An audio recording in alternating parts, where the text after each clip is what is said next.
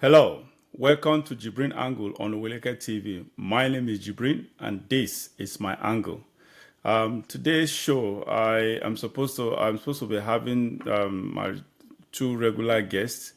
However, we just couldn't. They couldn't be on this show because of network issue.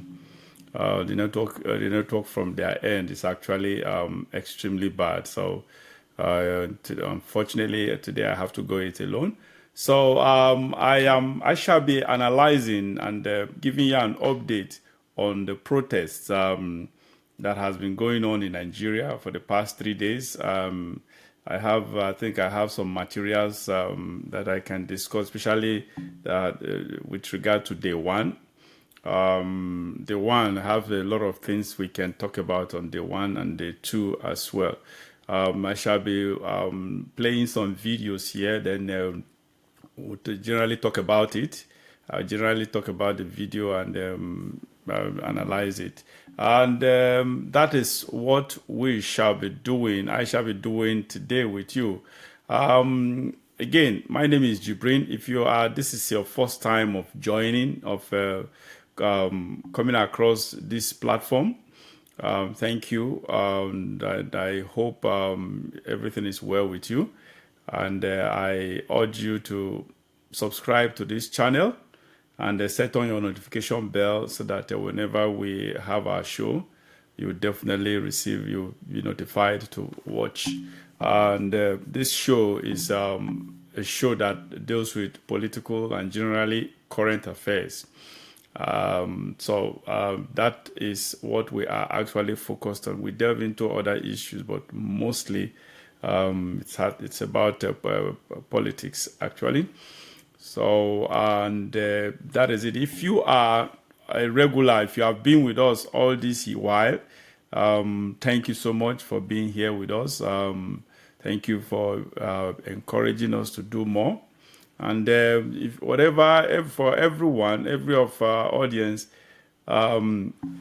we are the listening time. We actually welcome comments, including those comments that are an attack on us. We don't mind because we believe that's life for you.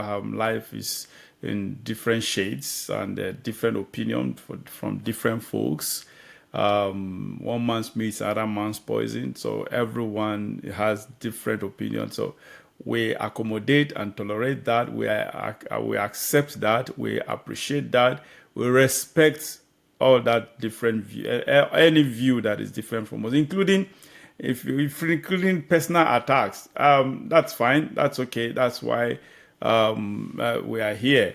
It's sort of so. Please, just whatever any show you watch, and you come across anything that you have either supporting or opposing opinion, just let us know. Put it in writing and send it to our comment to the comment section, and we shall actually respond to that. So that being said, let's move to the show of the day. All right. Let me play this video, then we'll talk about it.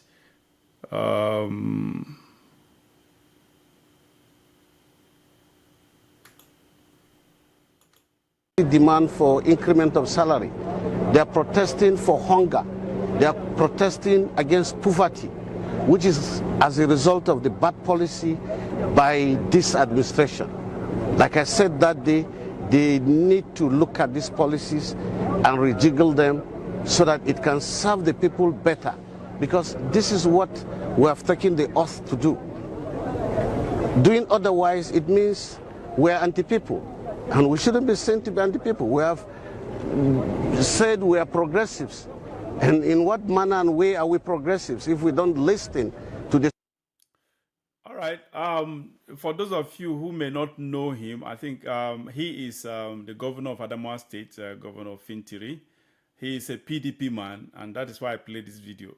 Honestly, generally, what he said actually is what every right-thinking governor should say, should be doing at this time, supporting and backing the supporters, the protesters. That is what I expected from I expect that from everyone. But in his own case, he's a PDP man. I think he just what he's saying is not he's not saying it out of sincerity of purpose or sincerity of his heart. It's just a way. I just view it as a way, since it's an opposition party man. It's a way of attacking the ruling party, sort of. So that is the way I view it. Even though everything he said, everything he said is germane, important, and cogent. It's not that about that, but the purpose behind it is actually what the suspicion of the purpose behind it, the perceived purpose behind it is what I fault, and I think that is it. So let's go to the whatever you think. If you think differently from me, please make it known at this comment section. Then we will definitely respond to that. Let's know the reason. Give us reason why you think my opinion is not right, and we'll talk about that. So that being said, let's move to the next video to be analyzed.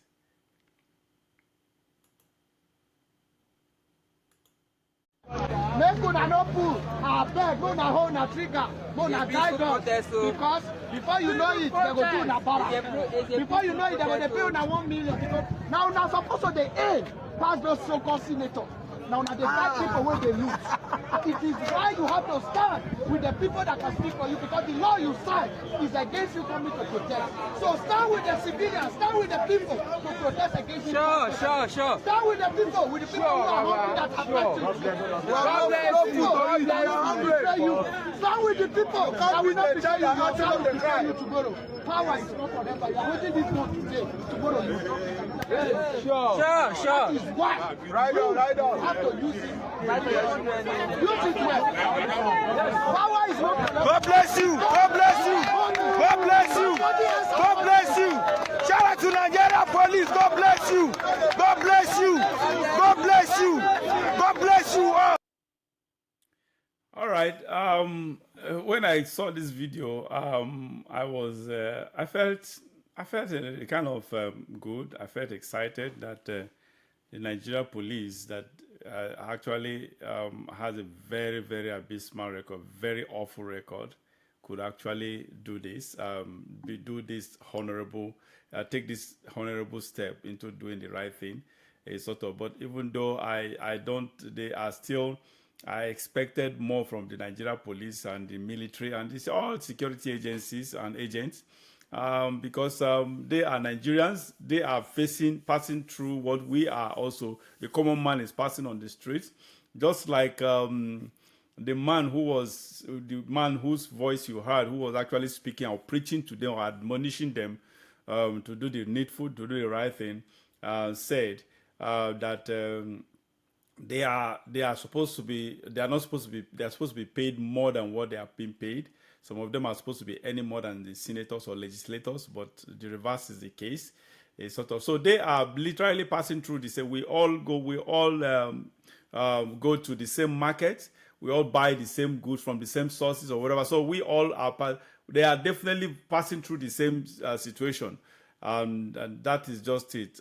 The police, actually, the human being in them actually took charge, and they did the needful and turned away from the protesters. And I hope and I pray that other security agents will actually emulate this, actually take from this, the copy from this scenario, and do the needful, because this issue of if you are in the military or in the security agency or workforce, you adhere by the rules. Like in the military, they say obey the last command. I've always been against any profession that has to do. Every profession has ethics. they have rules of engagement in all professions. And most of, if not all, the ethics and professions are usually excuse me, balanced in the side, or not tilted in one direction, but all usually balanced. They take cognizance of both sides of the coin. Ethics actually balances between the giver and the receiver. So that is the way it works. So if a boss, a military boss, or a police boss, or security personnel, or security boss commands his subordinates, or his troop, or his subjects to go do something that is illegal, we all know that go for someone, when you say someone, if you instruct someone to go shoot at protesters, that is illegal, it's unconstitutional. Go shoot tear gas or shoot live bullets or live ammunition at protesters, that is illegal. So orders like that are not supposed to be adhered to, are not supposed to be followed through. That is my point. If you are in a profession and your boss tells you to do something that is against the ethics and the rules of that profession, I expect you to be honorable enough, courageous enough to say no to that. And that is just, I understand that people need to take care of, feed and take care of their families, and they are particular about their welfare. They may lose their job, not even may, they will lose their job in most cases, actually, if they disobey their superiors, But at the same time, I understand that, but sometimes we need to make sacrifices. We need to take the bull by the horn. We need to be courageous to do the right thing, no matter what the repercussion may be. So who knows? Sometimes you take these steps and you get negative. It becomes detrimental to your interest. But overall, something happens from people. Some people actually, at their downtime, they actually meet their boom or their breakthrough in life during their downtime. Don't be surprised when you take that measure, if you do it sincerely, but probably you are fired in one way or the other, or something affects you, or you are punished in one way or the other. In that punishment, in that firing, you may meet your destiny. You may find your destiny there. You may find your breakthrough that you have been praying for there. There are so many people who've had testimonies of becoming what they became or what they are today, from their time, from their moments of trial, from their moments of temptation, from their down moments. Sometimes let's not look at the picture in front of us. Let's go beyond the picture we see. That's where faith actually comes to bear. I hope our other security agents will do the same thing. We should stop policemen, military men. You should stop shooting. You are shooting at protesters or shooting tear gas or live ammunition at protesters. These are people who are actually fighting for the same cause, for the same thing that you are fighting against, the same thing that you are passing through. Because you have your children, you have yourself, you have your children. All of us we go to the same market to buy things. So honestly, for humanity's sake, for conscience sake, security personnel should stop obeying commands that are illegal, commands that are unconstitutional. And that is just it. And that is my take on that video. Let's move to the next clip. What next do we have here? Okay, this. All right. Signed citizen. Okay. Yes. Tell us what exactly made you join this protest, because there are also other groups that we saw that said they don't want to join protest because they think the modality is not right. Now then, Sabi. Now hunger carry me come here. Inflation. The way things have tripled in the markets. That is why I'm here. It affects me personally.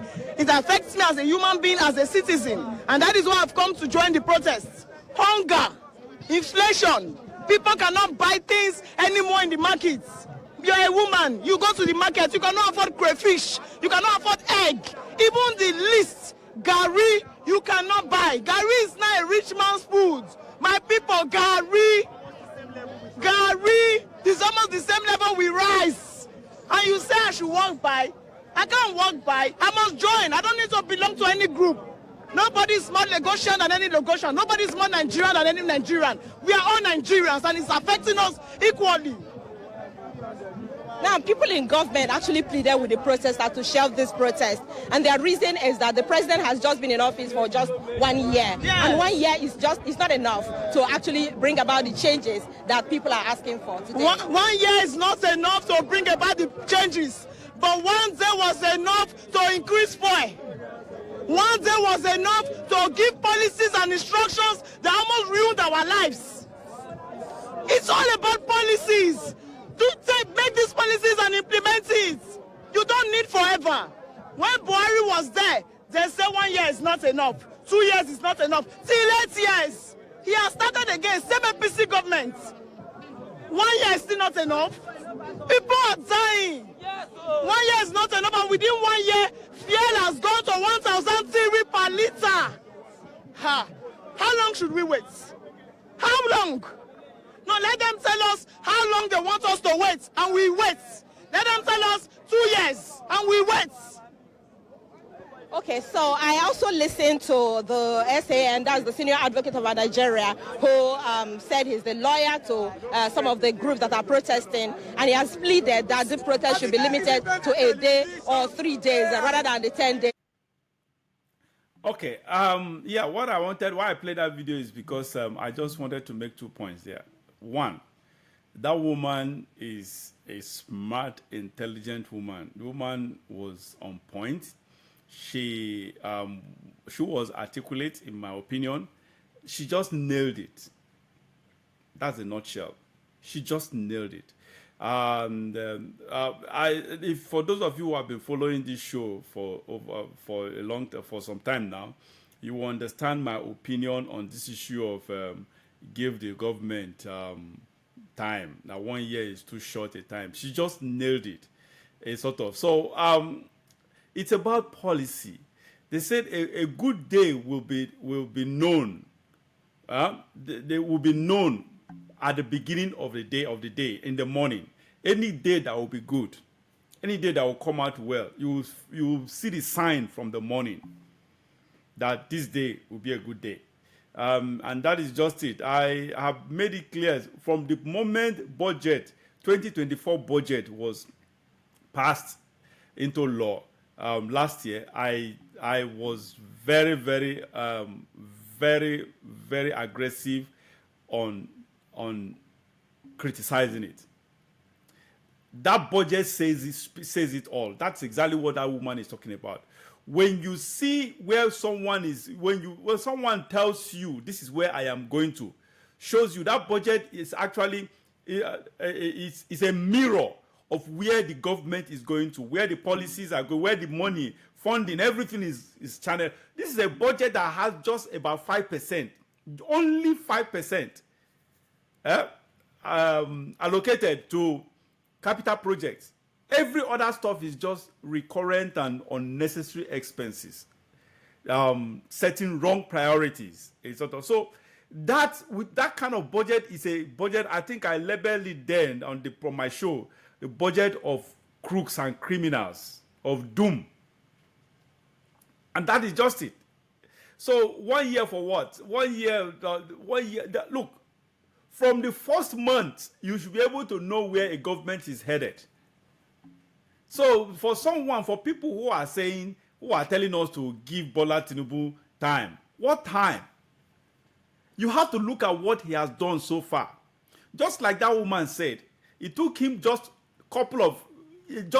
few seconds to remove the oil subsidy that have actually plunged. That is one of the major reasons why the economy is in shambles today. One of the major reasons. That's not the only reason. No, that's not the only reason.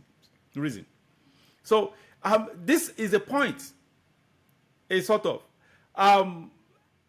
We don't have that time. We don't have that luxury of time, because if we allow Bola Tinubu to continue in the next, with this kind of, with what he has shown us so far, his body language, the way he rules, honestly, in the next 3 years, coming or less than that, that is left of his 4 years, will be in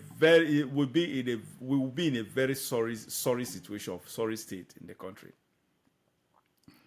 Honestly, no one wants, no right-thinking person will want Bola Tinubu to continue for another 3 years. Nigeria will be in jeopardy. That man does not have the intention to do the right thing. He does not. He will not, because he has his puppet master. He's working for his puppet masters. The West. They are blackmailed. They have a lot against him. They use to blackmail. That is what they are using to control him. IMF is in charge. The West, the US, the Europe, they are in charge of what happens in Nigeria. Unfortunately, through this crazy, corrupt criminal called Bola Ahmed Tinubu, who stole the people's mandate. And that is just it. It's so unfortunate. The man cannot do anything. We shouldn't expect anything from that man. Anything good from that man. He will continue on the same path, unfortunately, and that is just it. You had that woman, Gary, for God's sake, Gary 1,000 plus. Gary used to be food for the common man. But today it's no more for the common man. They call it common man food. Honestly, for those of you who, honestly, Gary is not the above, though. Me personally, Gary is my favorite. It's my favorite snack. That is drinking Gary and granite. It's my favorite snack. That is, I love it. When I say favorite snack, I honestly, if not that I consider it to be snack, I would rather say I wouldn't mind even making it my favorite food. I love it so much. Gary, cold, chilled, with chilled water. Gary with chilled water and granite. Peanut, as some people may know it to be called. So that is just it. Everything is expensive. People are suffering, and other people could say is be patient. Patient for what? How do you tell a hungry man to be patient? Where have you seen that no hungry man, when it comes to patience and hunger, they are incompatible. They are resistant to each other. They don't even toe the same line at all, not even close. Patience is far from hunger. Hunger is far from patience. And that's why they say a hungry man is an angry man. And anyone that is angry, he lacks patience. Patience, of course, when you talk of anger, the issue of anger has to do with impatience. Anger is the absence of patience. That is it. So a hungry man is an angry man. An angry man is an impatient man. And you are telling people to be patient. What patience? My God, this is so sad. Let's move to the next clip. I think the next, and possibly, I think the last clip. I said it before that any protest that is planned is not a protest. A protest that has a date, and then I am hearing that the people that are planning, the anchor heads, are making themselves available for negotiation. Don't be a scapegoat.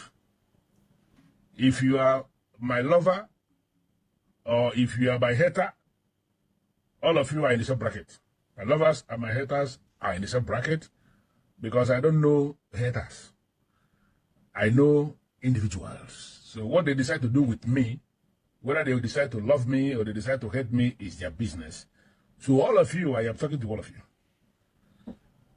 The protest that is going to bring the change we need is not going to be planned, and that protest is coming. You see this thing that is happening now? Forget about it. It is not going to lead to anything. Somebody may eventually die. The people that are going to protect you one way or the other are already motivated temporarily. And that temporary motivation is what is going to give them the impetus to disrupt the protest. When the real protest wants to come, or when it comes, you will call the people that you called before. They will not listen to you because all of them are part of it. It gets to the point that the falcon cannot manage to hear the falconer. When that time comes, you will discover that the people who are down already. And the only option they have is to bring everybody down so that all of us can be down. I am praying that somebody who has the authority to decide should decide right. This protest that is coming is a political protest because it is planned. The protest that is going to give us what we need without a plan. We don't know how it will start.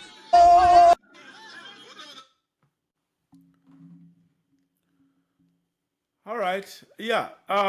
For those of you, if you have been following me for a while, you will understand why I played this video. And this man, Ugezu, just spoke my mind. This is what I've been saying on this show for a long time now. And even prior to this protest taking place, I said it, I think we discussed it with some of my guests, with the two of my guests on this show last week and last 2 weeks while they were preparing for this protest. What that man said is the truth. And this is what I've been saying for a long time now. A protest that will be resourceful, a protest that will actually bring about change in Nigeria will not be planned. It will be organic. It will be spontaneous. It will be something that will just spring up, unexpected. Our leaders will not see it coming. Politicians will not see it coming. It will just happen spontaneously. People will just see themselves doing the right thing. And that is just it. That is a kind of protest that we expect. That is what I call revolution. That's not even a protest, it's a revolution. And until such thing happens in Nigeria, Nigeria can never. I'm not a prophet of doom. I'm not someone who hates Nigeria, that I don't want it to prosper. Hence, using that word cannot. I am that assertive because the pointers around Nigeria right now, everything that has to do with Nigeria, the pointer is just, it's a bad one. It's a hopeless situation. It's an almost irredeemable situation. It is a situation where you don't see a light at all, not even an iota of light at the end of the tunnel. That is on condition that we allow it, we do things in a peaceful way, in a peaceful manner. We remain patient with our leaders and continue to pray as we've been doing, pray to God for things to change. Honestly, if we continue with the status quo, with such approach that we have been applying over the years, that is where the word cannot will be applied. That's why I use that word cannot. Cannot change. Nigeria cannot change for better if we continue this way. So the only thing that can actually change Nigeria for good is a revolution. And honestly, this revolution I'm talking about, unfortunately, with the system, the way Nigeria is built, the way the Nigerian system, the political system is built, peaceful revolution cannot solve Nigeria's problem. There are climes, there are environments that peaceful revolution can actually take place and it will solve problems. But in Nigeria, the Nigerian situation is dynamic, is so dynamic, it's diverse. It's complex that you just what happens, what takes place successfully in other climes cannot be applied on Nigeria as a nation, because our situation is just too complex. It's too complex. So a peaceful revolution or peaceful protest cannot solve Nigeria's problem. What will solve Nigeria's problem? Unfortunately, I'm not a violent person, for those of you who know me. I'm not propagating violence. No. But it is just inevitable. Something that I think can be the solution to our problem. Nigeria will be good. Honestly, unfortunately, it has to come with a violent revolution.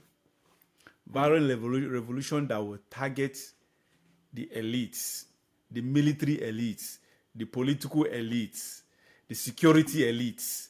Target these people. It will be a targeted revolution. That is the only language our leaders can listen to. That is the only language they can understand as well. Other than that, they will never.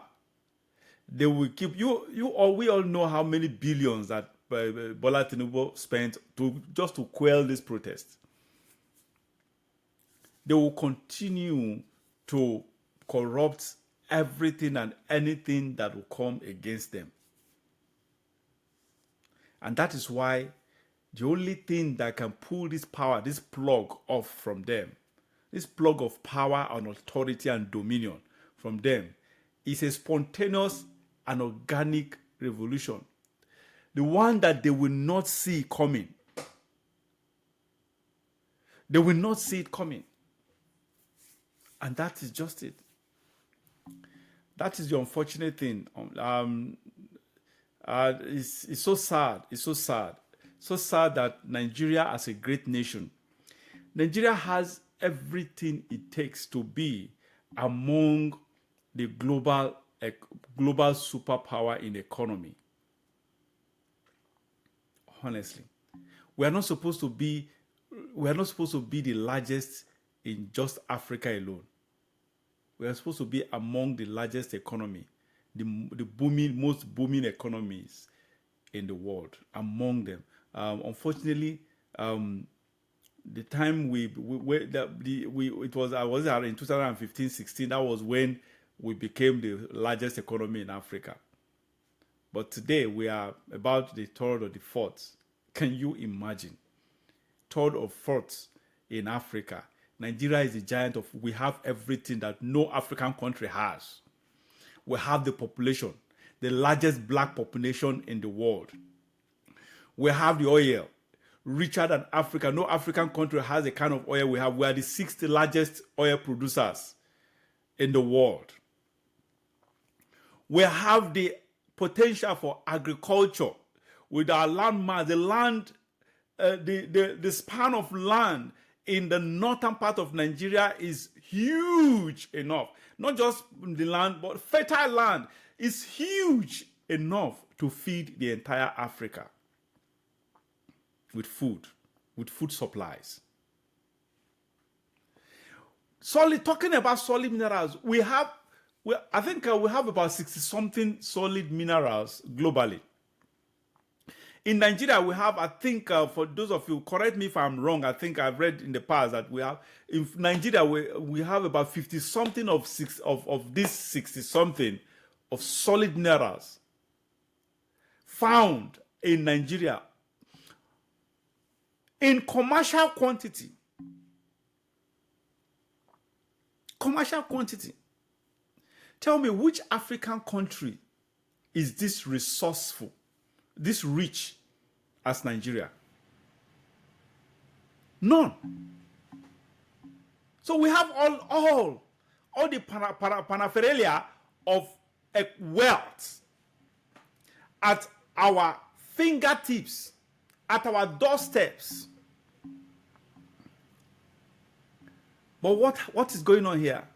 Our leaders are just cornering all the resources, the wealth, to themselves and their cronies, sharing it among themselves. And that is just it. The unfortunate unfortunate situation. And someone is telling me that we should be patient. Nigerians should be patient. We've been patient for over 60 years. From the foundation of Nigeria, from the creation of Nigeria, we started hearing patience. We've been patient from the foundation of Nigeria. It's been 60-something years. For those of you who, anyone that is 60-something years now, I'm not up to 60, but for those of you who are 60-something years, you can understand what I mean. For you to endure something for 60-something years. That is just, it is unacceptable. It is unacceptable. We cannot accept that, honestly. And I do not expect Nigerians as a whole to accept that from our insensitive, inhumane, wicked and evil leaders and politicians. And all right. Once again, my name is JIBRIN, and this is JIBRIN Angle coming to you on Oweleke TV.